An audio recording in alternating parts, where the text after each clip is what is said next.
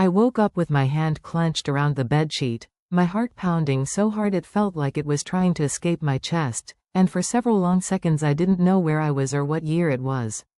The dream hadn't faded the way dreams usually do, dissolving into nonsense or slipping quietly back into sleep. This one clung to me, sharp and vivid, as if it had followed me across the thin line between sleeping and waking. My son stood in front of me the way he used to when he was 12, not the hospital version of him, not the fragile one from the end, but the healthy, stubborn boy with the crooked smile and the scar on his left eyebrow from when he fell off his bike. He didn't smile in the dream. He looked frightened, urgent, his small hands gripping mine with a strength that startled me. And then he said it, clearly, slowly, like he needed me to remember every word. "Mom, don't eat the birthday cake." What happened next was rather unexpected. I will tell you everything, but first, if you enjoy stories like this, you want to be part of the 10% viewers who click on the like button. It makes us really happy. If you are yet to subscribe to our channel, kindly support us today by subscribing to this channel. This helps us to bring you more beautiful stories. It will be great to tell us where you are watching us from in the comments section. I lay there staring at the ceiling, the early morning light creeping through the curtains, trying to steady my breathing and convince myself that grief does strange things to the mind. People say that all the time, especially to mothers who have buried a child, as if that sentence explains everything. I had dreamed of my son before, of course. Sometimes he was laughing, sometimes he was quiet, sometimes he just sat beside me without speaking at all. But this was different. This wasn't memory replaying itself or my mind filling the silence he left behind. This dream felt intentional. He hadn't come to comfort me. He had come to warn me. And that thought settled into my chest like a stone, heavy and impossible to ignore, even as I tried to laugh softly at myself in the quiet bedroom and whisper that it was just my imagination running wild again. It was my birthday that day, a fact I had almost forgotten until my phone buzzed on the nightstand with a cheerful message from my sister-in-law reminding me not to sneak a taste of the cake before dinner. I closed my eyes for a moment, the words from the dream echoing in my head in my son's exact voice, not distorted, not faded. "Don't eat the cake." The coincidence made my stomach twist uncomfortably. Birthdays had been complicated since my son passed. He used to be the one who made a big deal out of them, insisting on candles and off-key singing, even when I told him it didn't matter. After he died, birthdays became quieter, heavier, something to endure rather than celebrate. Still, my family had insisted this year would be different, that I needed joy, that I needed to move forward, as if grief were a place you could simply walk away from when enough time passed. I forced myself out of bed and went through the motions of the morning, making coffee I barely tasted and staring out the kitchen window while the kettle boiled, my thoughts circling the same question over and over again. Why would I dream that? Why now? I told myself it was nothing more than anxiety dressed up as symbolism, my mind attaching my son's face to my unease about the gathering planned for later that evening. Family events had been tense since his death. People meant well, but they said the wrong things, pushed too hard, tried to manage my grief instead of letting me live with it. The cake itself was supposed to be a peace offering of sorts, ordered specially, everyone pitching in, everyone pretending that sugar and frosting could smooth over years of unspoken resentment and exhaustion. As the day wore on, the dream refused to loosen its grip on me. I tried to distract myself by cleaning the house, wiping already clean counters, folding laundry that didn't need folding, anything to keep my hands busy. But every time my mind wandered, I saw my son's eyes in the dream, wide and serious, so unlike the playful way he usually appeared when I remembered him. He hadn't said anything else. No explanations, no comfort, just that one sentence, delivered with an urgency that made my throat tighten all over again. I kept telling myself that if there had been real danger, he would have said more, that this was just my brain creating meaning where there was none. Yet a small, stubborn part of me refused to let it go, whispering that mothers know things, that we feel danger before it arrives, even when logic tells us not to. By mid-afternoon, the cake arrived. I watched through the living room window as my brother carried it in carefully, laughing as he joked about how expensive it had been and how I better appreciate it. The box was white and spotless, tied with a neat ribbon, completely ordinary. I felt foolish standing there, my pulse quickening at the sight of something so harmless looking. This is ridiculous, I scolded myself silently. It's a cake. But when he set it down on the dining table and lifted the lid just enough to peek inside, a strange chill ran through me, the kind that starts at the base of your spine and creeps upward. The smell of frosting filled the room, sweet and rich, and suddenly my appetite vanished entirely. Everyone teased me for it later when I refused to take an early slice, accusing me of trying to save calories or pretending to be polite. I smiled and made excuses, blaming a headache, blaming nerves, blaming anything that didn't sound as irrational as the truth. I didn't tell them about the dream. I had learned the hard way that people who haven't lost a child don't know what to do with stories like that. They either pity you or dismiss you, sometimes both at once. So I kept it to myself, even as my eyes kept drifting back to the cake, sitting there untouched, pristine, waiting for candles and celebration. Each glance made my chest tighten a little more. As evening approached and the house filled with voices and movement, the dream replayed itself again and again in my mind, refusing to fade into the background noise. I caught myself hovering near the table at one point, staring down at the cake as if expecting it to speak to me, to explain itself. My son's voice echoed in my ears, calm but insistent, and I felt an unexpected wave of fear wash over me, not sharp or panicked, but cold and steady. It wasn't fear of the cake itself, not really. It was fear of ignoring him.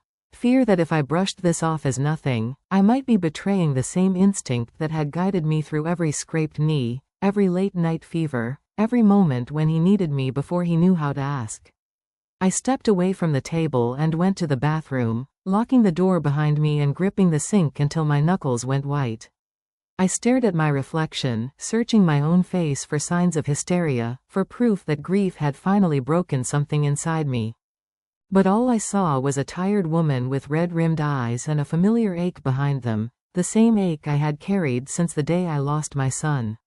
I whispered his name under my breath, feeling both ridiculous and desperate, and asked the empty room what I was supposed to do. The answer didn't come in words, but in the same quiet certainty that had been building all day. I wasn't going to eat the cake. Not yet. Not until I understood why my son had come to me at all. And as I unlocked the bathroom door and stepped back into the noise and laughter of my birthday gathering, I had no idea that this single decision, this refusal to ignore a dream, was about to change everything I thought I knew about my family, my grief, and the truth hidden behind a celebration that was never as innocent as it looked. By the time everyone gathered in the living room, the house felt too small for the number of people inside it, as if the walls themselves were pressing inward. Laughter bounced off the ceiling, glasses clinked, and someone turned the music up just a little too loud, trying to force cheer into the air. I moved among them with practiced ease, smiling when expected, nodding when spoken to, offering polite responses that required no real engagement. On the surface, it looked like a normal birthday gathering. But beneath it, something felt off, like a note played slightly out of tune. I couldn't stop watching the cake from the corner of my eye, sitting proudly on the dining table with its smooth frosting and carefully piped words. Every time someone brushed past it or mentioned it, my stomach tightened, and my son's voice whispered again in my mind, steady and clear, refusing to be drowned out by noise. My sister-in-law eventually noticed that I hadn't taken a seat near the table like everyone else. She laughed, nudging me gently toward it, and said something about how I was acting like the cake might bite me. A few others chuckled, and I forced a smile that didn't quite reach my eyes. I made another excuse about not feeling well, about wanting to wait until everyone was ready. They didn't push too hard at first, but I could feel the curiosity growing, the subtle irritation that comes when someone disrupts a group ritual by refusing to play along. Birthdays are supposed to follow a script: cake, candles, wishes, applause. I was breaking that script, and people didn't like it, even if they couldn't articulate why. As we sat down, my brother stood up and tapped his glass, announcing it was time for the cake. He lifted the box lid fully this time, revealing the carefully decorated surface beneath. Everyone leaned in, admiring it, commenting on how beautiful it looked. I leaned back slightly, my chair scraping softly against the floor, a sound that went unnoticed in the chatter. My heart was pounding again, not with excitement, but with the same cold certainty I'd felt all day. I watched their faces instead of the cake, my brother's eager grin, my sister-in-law's expectant smile, the way a few relatives glanced at me, waiting for my reaction. It struck me then how little anyone was actually paying attention to how I felt. This wasn't about celebrating me. It was about completing the ritual. Someone handed me a knife, placing it gently in my hand, and for a moment the room went quiet. All eyes were on me now, waiting for the ceremonial first cut.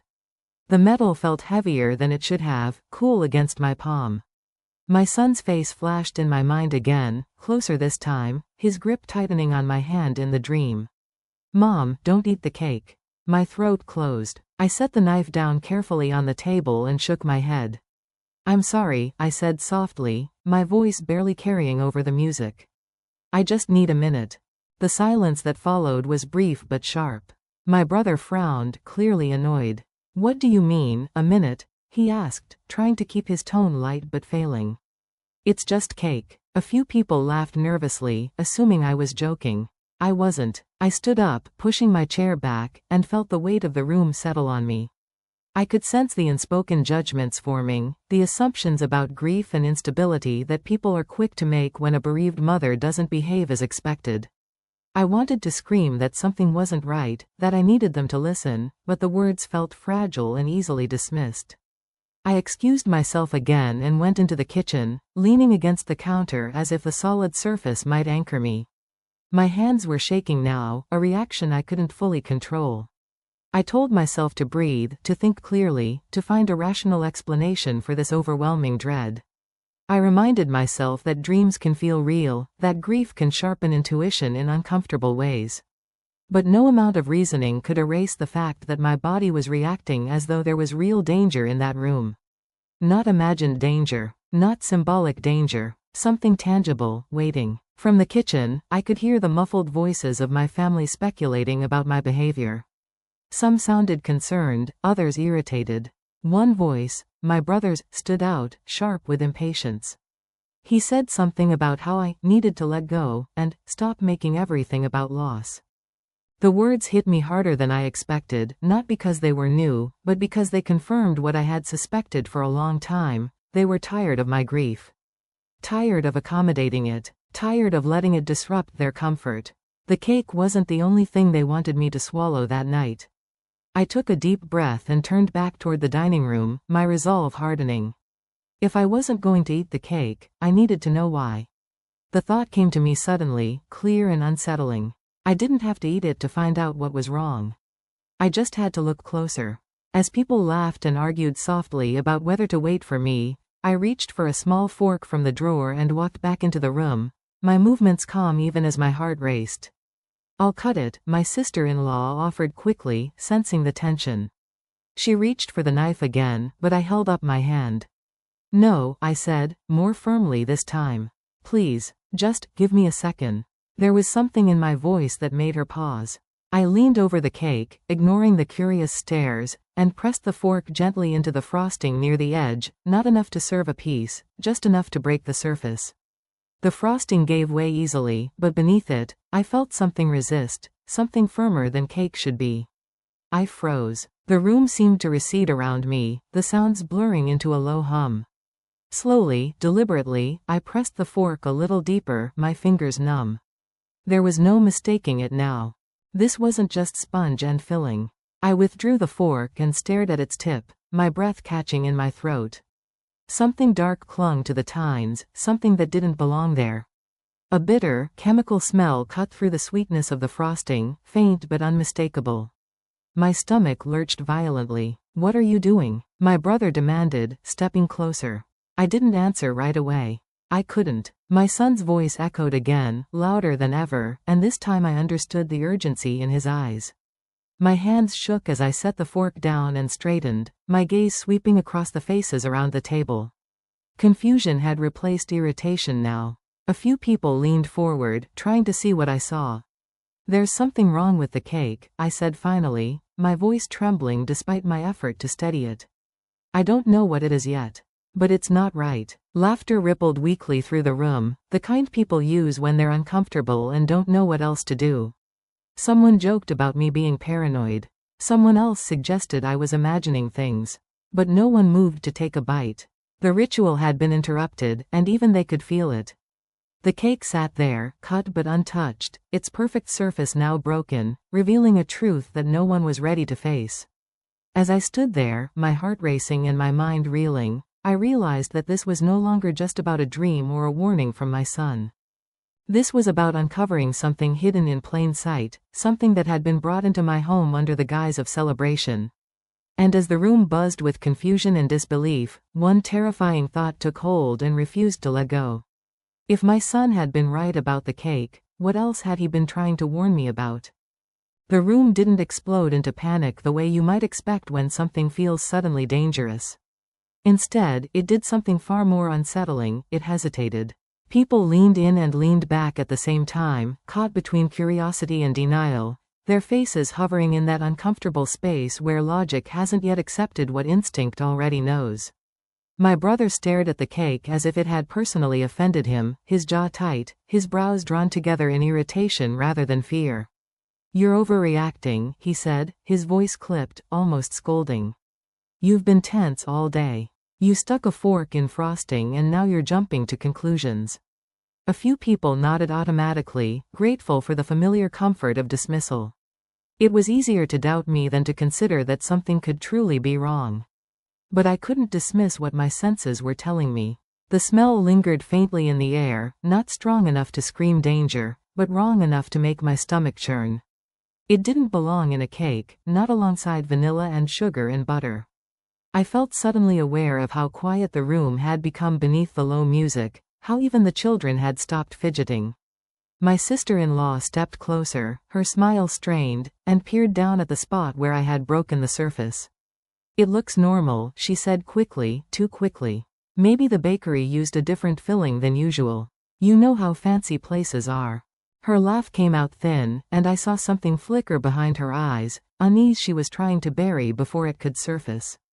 "I'm not saying I know what it is," I replied, choosing my words carefully, aware of how easily I could be labeled hysterical. "I'm saying I don't feel safe eating it." That sentence landed heavier than I expected. Safe. It wasn't dramatic. It wasn't accusatory. It was simple and honest, and it shifted the mood in the room just enough to make people uncomfortable. My brother opened his mouth to argue again, but my aunt, who had been quiet all evening, cleared her throat and said, "Maybe we should just pause." Her voice wavered slightly. "There's no harm in being cautious." The relief that washed over me at her words was immediate, even as my heart continued to race. Someone suggested cutting a slice from a different part of the cake to prove nothing was wrong, but no one volunteered to taste it. That hesitation spoke louder than any argument. I watched them exchange glances, each person silently hoping someone else would be brave, or foolish, enough to go first. No one did. The cake sat there between us, no longer a symbol of celebration but an object of shared suspicion, its untouched surface suddenly menacing. I realized then how quickly trust can evaporate when a routine breaks. How fragile the illusion of safety really is. My hands trembled as I reached for my phone, not entirely sure what I was about to do.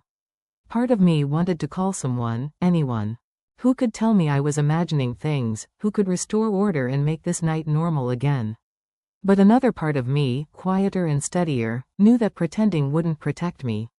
"I'm going to step outside for some air," I said, my voice sounding distant to my own ears.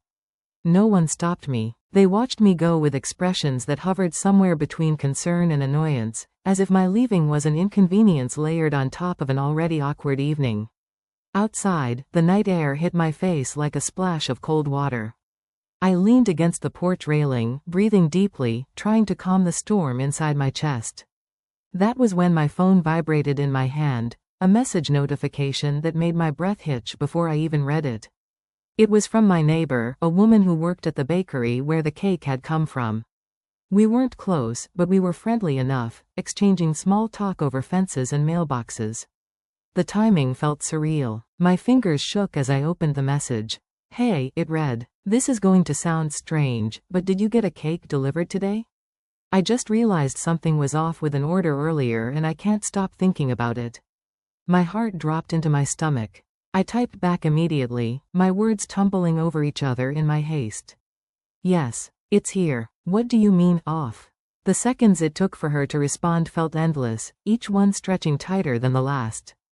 I stared at the dark yard, my son's face flickering again in my mind, his grip firm and urgent. Don't eat the cake. Her reply finally came. Someone insisted on making a last-minute change to the order after it left the shop, she wrote. It wasn't standard. They claimed it was for dietary reasons, but the note didn't match what we usually do. I tried to flag it, but it was already gone. My vision blurred for a moment, and I had to steady myself against the railing. A last-minute change. After it left the shop. My mind raced, pulling apart the evening piece by piece, replaying conversations, glances, moments that had seemed insignificant at the time. I thought of who had handled the cake when it arrived, who had hovered near it, who had seemed just a little too eager for the celebration to proceed on schedule. The idea that someone might have interfered, intentionally or not, sent a chill through me that had nothing to do with the night air. I went back inside slowly, my legs heavy, my thoughts loud. The room fell quiet again when I reappeared, as if they could sense that something had changed. I didn't explain right away. I didn't accuse anyone. I simply walked to the table, closed the box gently, and said, "We're not eating this. Not tonight. I don't care how much it cost or who ordered it." My voice surprised even me with its firmness. There was no room left for debate. No one argued. Whatever skepticism they had clung to earlier dissolved under the weight of my certainty. As people began gathering their things, murmuring about calling the bakery, about how strange the whole situation was, I stood there staring at the closed box. My son's warning echoed again, not as a whisper now, but as a steady presence beside me. I felt a swell of emotion, gratitude tangled with grief, relief braided with terror. I didn't know yet what had been put into that cake or why. I didn't know if the danger had been deliberate or the result of someone's reckless decision. But I knew one thing with absolute clarity. If I had ignored the dream, if I had laughed it off, brushed aside the unease, taken a polite bite to keep the peace, I might not be standing there at all. And as the last of my guests left and the house grew quiet again, I realized that whatever my son had come back to warn me about, the cake was only the beginning.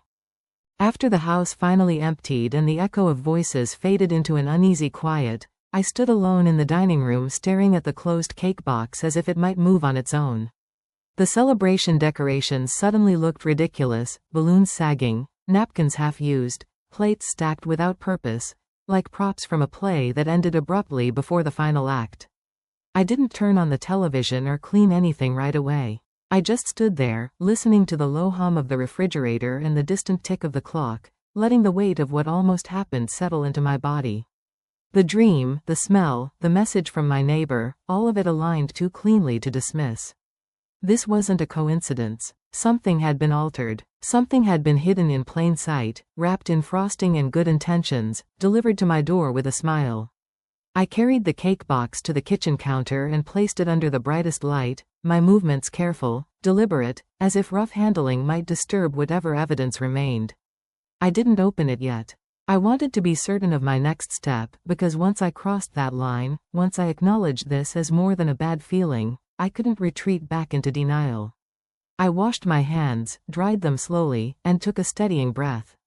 My phone buzzed again with another message from my neighbor. She apologized for contacting me so late, then added that she had checked the shop's records. The original order was standard, she said, but the add-on note had been handwritten and not logged into the system. Someone had insisted on a substitution and paid cash for it, asking that it be handled personally.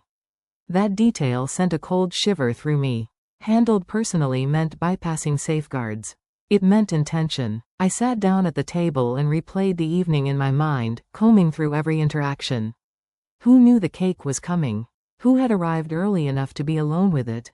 Who seemed anxious for me to cut it, to eat first, to keep the ritual moving? My brother's impatience came back to me, sharp and irritated, but irritation alone didn't equal guilt. My sister-in-law's forced cheer replayed too, her eyes flicking to the cake more often than necessary. I hated myself for even thinking it, for letting suspicion touch people I loved, but the truth didn't care about my comfort. It demanded attention. And as my thoughts spiraled, another realization surfaced, one that hurt in a different way.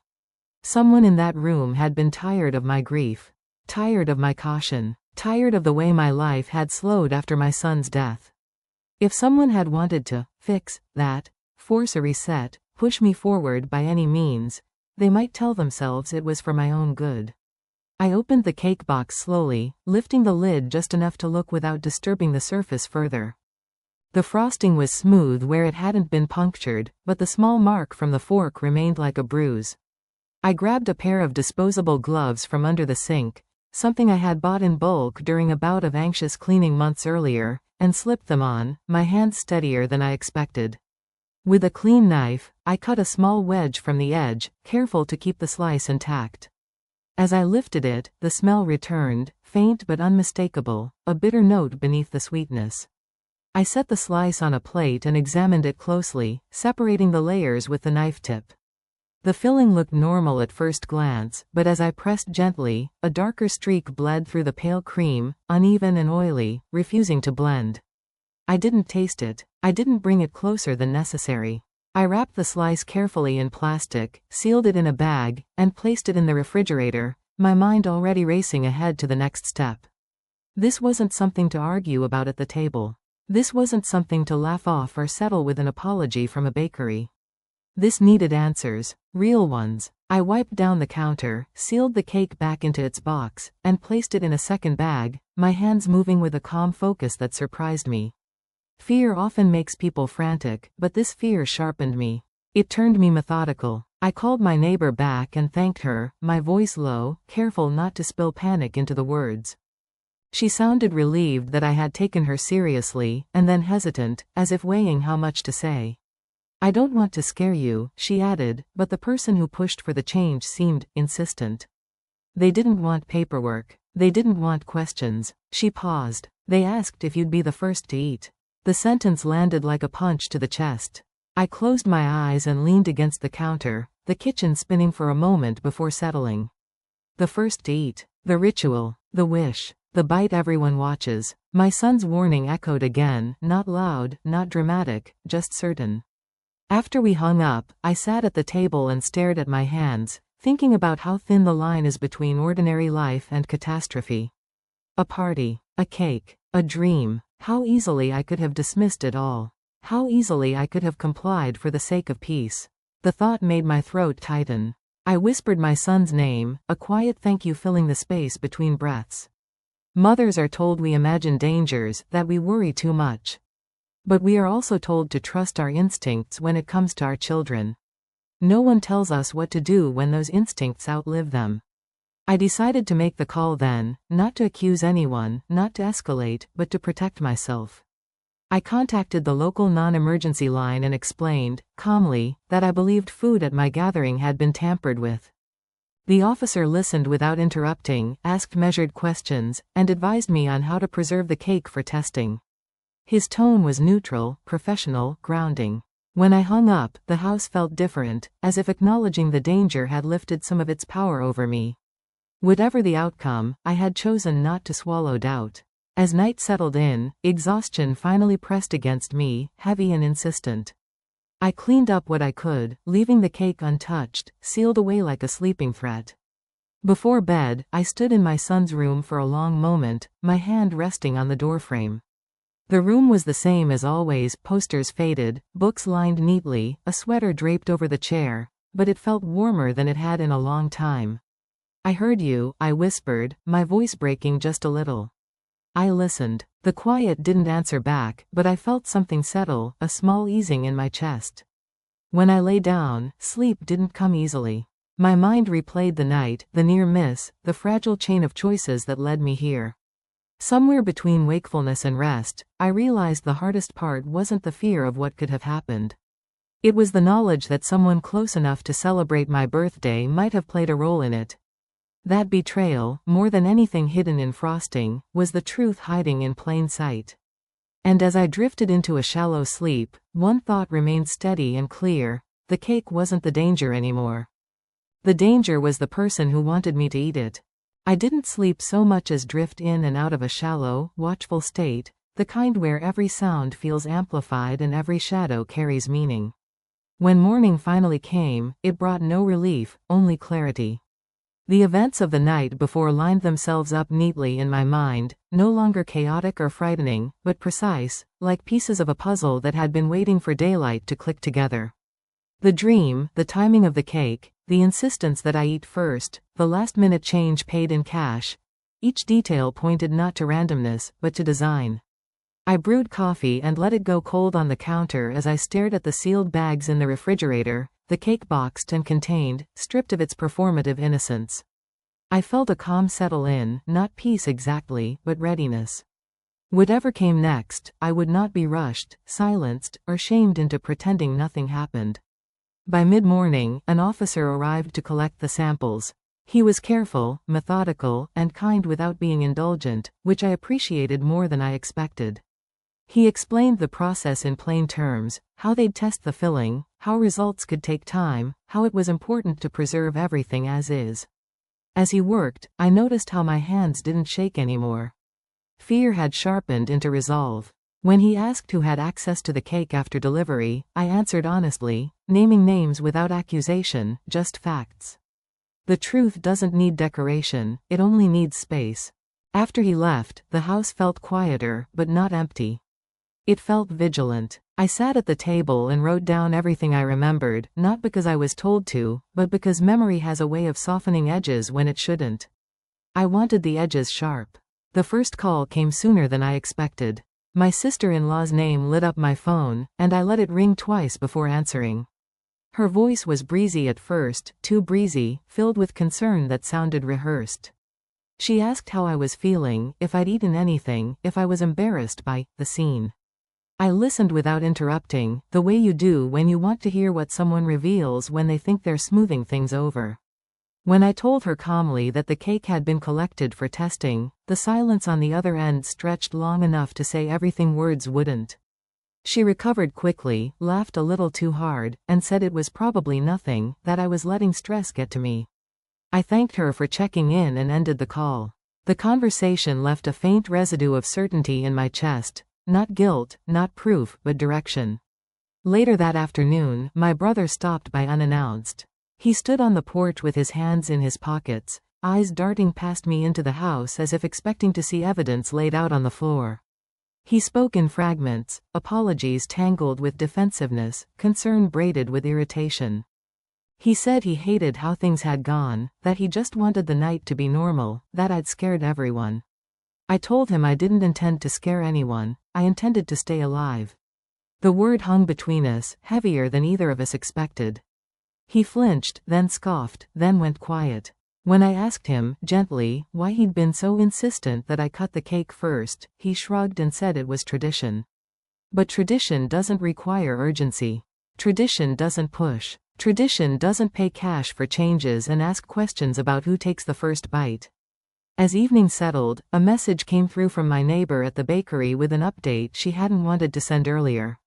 The person who requested the change, she said, had been a familiar face, someone she'd seen at my house before. Someone who spoke like family. My breath caught, but I didn't ask her to say more over text. I thanked her and told her to share everything with the officer if contacted. The truth was no longer mine alone to hold. I sat down and closed my eyes, and in that quiet, my son appeared again, not as a dream this time, but as memory. I remembered how he'd stand between me and the street when we crossed, small hand firm in mine, eyes scanning with exaggerated seriousness. "I've got you," he used to say, proud and certain. I smiled through tears, understanding finally that protection doesn't end where breath does. The call from the officer came after dinner, his voice steady but changed, edged with gravity. The substance identified in the filling was not something that belonged in food. Not a mistake. Not contamination. Intentional. He didn't say more than he needed to, but he didn't have to. My knees went weak, and I sat down slowly, the room tilting before settling again. When he asked if I felt safe, I answered honestly, safer than I would have been if I'd ignored the warning. He told me next steps would follow, that questions would be asked, that people would be interviewed. When the call ended, I didn't cry. I breathed. I stood. I locked the doors. I wrote my son's name on a small piece of paper and tucked it into my pocket like a talisman. That night, I slept. Not deeply, not without dreams, but without fear. In the quiet hours before dawn, I understood something with crystalline clarity. Danger often wears the mask of familiarity. It arrives with smiles and rituals and expectations of politeness. It relies on our reluctance to disrupt, our training to keep the peace. The cake was never the point. Silence was. Compliance was. And I had chosen neither. When morning came again, it brought sunlight and consequence, and I met it standing. Whatever followed, confrontations, revelations, the reshaping of relationships, I would face it with the same choice I made the night before. I would listen. I would trust what I know. And I would honor the voice that crossed the distance to keep me here.